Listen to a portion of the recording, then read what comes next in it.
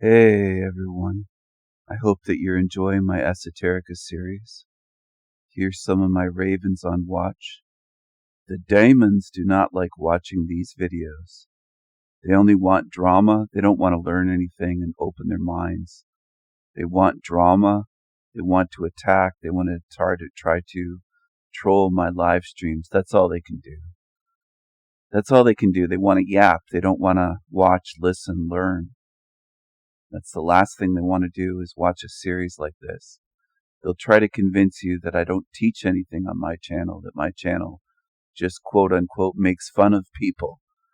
Anyway, they try to misrepresent me and try to misrepresent my views and ideas and theories and model as much as they can. That's all they can do. And slander me. That's all that they can do. That's all that they can do. Anyway, this is the Apophatic method. That's what we're going to be discussing today. It is the divine method of knowledge of God obtained through negation. So essentially, it's by removal of what is false. If you discard what is false, you will arrive at the truth or closer to the truth. You see what I'm saying? So originally it's about trying to understand God, but it can be applied spiritually and to truth-seeking in general. It's deductive reasoning. It's by negation that you will see. So if you remove all that is false and untrue, you will be closer to the truth, whatever remains on the table. Do you understand? It's a method that Sherlock Holmes used.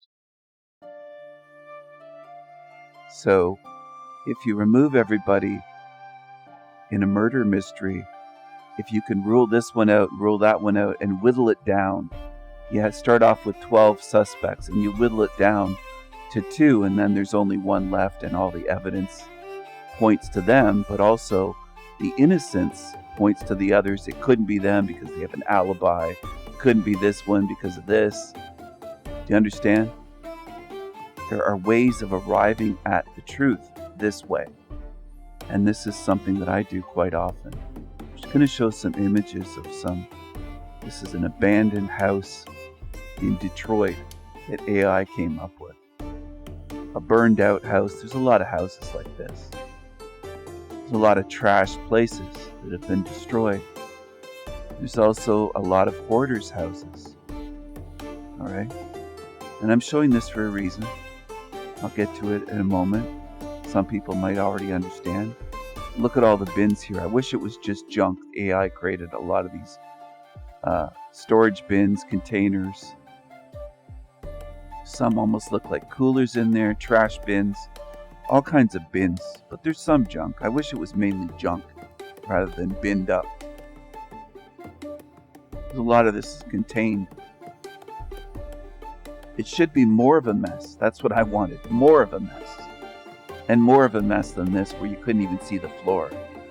If you look at some of the videos on YouTube of hoarder houses, they're piled to the fucking ceiling with junk. Because people don't throw anything away. They don't discard anything. They keep everything. They keep all of the junk. And this is what some quote-unquote truthers do. In fact, quite a few. It's not just some. It's most. Most never get rid of what doesn't fit. They keep all the junk and it piles up in their mind. Just like it can pile up in a house. This is a kitchen here. It piles up in the kitchen. So a husband walks into the kitchen and says, "Hey honey, have you seen my car keys?" And it is difficult for men a lot of times to find their car keys or something. Women are better at spotting a small object in a mess. They're designed for that. Biologically, they have an advantage. It isn't laziness of men. Biologically, women are far better. Matt McKinley will say he keeps everything on the table. He never gets rid of anything. He keeps it all on the table. Keep everything on the table. Well, you just saw that big mess in that kitchen. The table was buried. I wanted it buried up to the ceiling. That's what I typed in the prompt for AI. But anyway, he keeps it all on the table. Movies Matty, Humpty Dumpty, a.k.a. Matt McKinley of the McKinley presidential bloodline, which is an Illuminati bloodline, a royal bloodline, all U.S. presidents. except for one can be traced back to royal bloodlines, and that one probably could be as well if people dug deep enough. Anyway, I'm going to show some more hoarder images. So the wife says, well, it's on the kitchen table, and the husband says, I can't find it. Well, it's buried in junk. What you're looking for, what you need, is buried by the junk. If you hang on to what doesn't fit in terms of truth seeking, and you hang on to what's false, it buries and blocks your vision of finding the truth. It's piled up under the fucking junk. The garbage bags or the junk, like there should be broken dishes in there and all kinds of trash. I wanted more trash. I wanted 8 feet of fucking trash or 10 feet. That's what I wanted AI to create. But it only gave me this, which is probably based on a photo. That's the way they do some of it. I'm going to go into more of that later. But finding the truth, you got to remove what's false. You have to discard the puzzle pieces that don't fit. And the puzzle pieces that might not even be puzzle pieces at all for your puzzle. They might be a wrench that doesn't fit into the puzzle, okay? And you're looking at it going, well, this doesn't fit.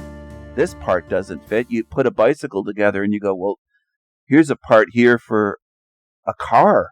This shouldn't even be in the box.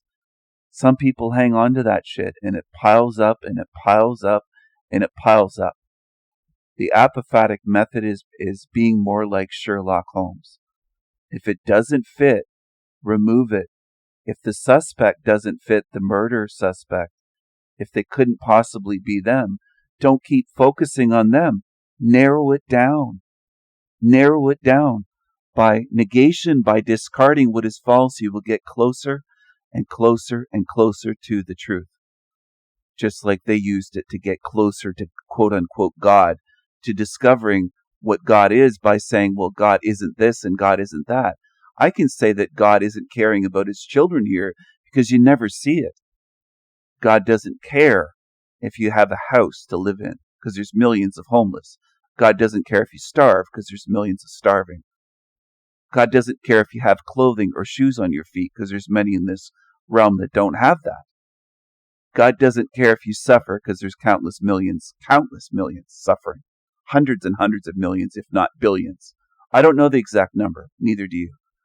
Look at this garbage on the table here in the kitchen. It's a weird image, but picture your car keys under piles and piles of junk. You're not going to be able to spot them so easily walking in there, are you? Of course not. Because it's covered in junk that you don't need, that you should have thrown out. That's the point. Throw away the junk. Discard the shit that doesn't fit. Some of you haven't done that. You'll still watch channels that are promoting ridiculous theories. That, oh, we were created by the aliens. Anunnaki came here and they did this and did that, and this bullshit has been spread. Show me the tablets where it says that, and then even if it was written on tablets, Sumerian tablets, prove it. Because anything could be written on something ancient and old. Bibles are supposedly go way back. Doesn't make it true. So I'm encouraging people to be more like Sherlock Holmes. Discard what is false. Use deductive reasoning. Narrow it down. Narrow it down. Look at the realm as a whole.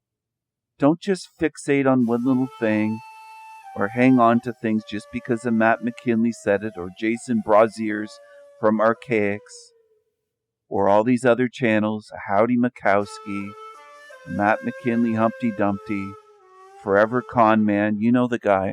Are you going to talk about me again? My tiny hat, my nasally voice? Look at this junk house. Look at this junk house. Look at this hoarder house. How would you find anything there? How would you find the truth if it was buried in there? Well, you wouldn't be able to. You wouldn't be able to just go there and say, well, I found it. Be easier to find the proper needle in a needle stack. Not in a haystack, but a needle stack. You're getting poked and poked and poked by the wrong needles. You're trying to find the right one, the one that you need. You're not going to be able to do it because you hung on to all the garbage. You kept it all. And it built up and up and up and up. And this is the way some minds look of truthers, quote unquote truthers. It looks like this. It looks like a junk heap. That's the way it looks to me. That's the way it looks to me. So if you hang on to every bullshit theory, this is what you end up with. If you hang on to every shit channel and every shill and gatekeeper and grifter and scammer and fraud and keep visiting their channels, this is what ends up in your mind. A pile of junk, garbage, rubbish, trash. Whatever way you want to say it. You can say it the Canadian way, the American way, the British way, rubbish. This is what you end up with. A hoarder's house full of shit. And that's what your mind looks like. And that's what I notice. And you'll never get closer to the truth of understanding this matrix reality if you're blinded by the junk and you're limited. You can only see so far because you can't see past the pile of junk to what's behind it and what's buried underneath it. And it's the same thing. Deprogram yourself. Declutter your mind. Get rid of the junk. Start removing the junk. Start cleaning up your views and your mind and your spiritual view of this place and of God, quote unquote God. It will benefit you. That's what I'm trying to help you with. Trying to help you benefit yourself so that by the time you leave this realm, you have a clear mind, a clear view, that you've been a detective, a great detective like Sherlock Holmes. And as you know, he's on the Sanity Machine team.